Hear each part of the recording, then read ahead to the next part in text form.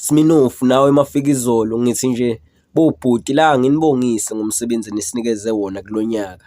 Muhle kakhulu umsebenzi nesinikeze wona and abantu bawuthakasele kakhulu. Ngiyafisa ukuthi ke lezi ngoma njengoba zimnandi kanjena ingoma eniyikhiphile kulonyaka lo, ngiyafisa ukuthi nike nithi ukulinda kancane, ningaqale nje nikhiphe njengamanje noma nikhiphe noma ngoDisemba, nike ninikeze lezi ngoma lezi ithuba lokuthi zilalelwe abantu.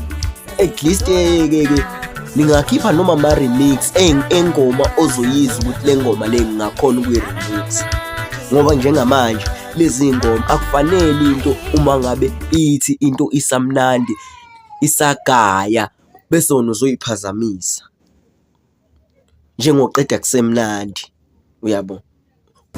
So ngithi ke mina ke la anginibongise nje mina kuphela ukuthi lezi ngoma lezi enisinikeze zona kulonyaka seqophelweni eliphezulu, and ngiyafisa ukuthi uma ngabe sendropha ama-album kube ney'ngoma ezizokwazi futhi ukushisa modern lezi, ukuze kuzokwazi ukuthi uma ngabe ngonyaka ozayo sekukhona lapho khona esekonyeliswa khona ngokwey'ngoma, kube ukuthi mkhulu imisebenzi niyenzile kulonyaka lo, ngoba kuvele kumanje amagalelo sesiwabonile.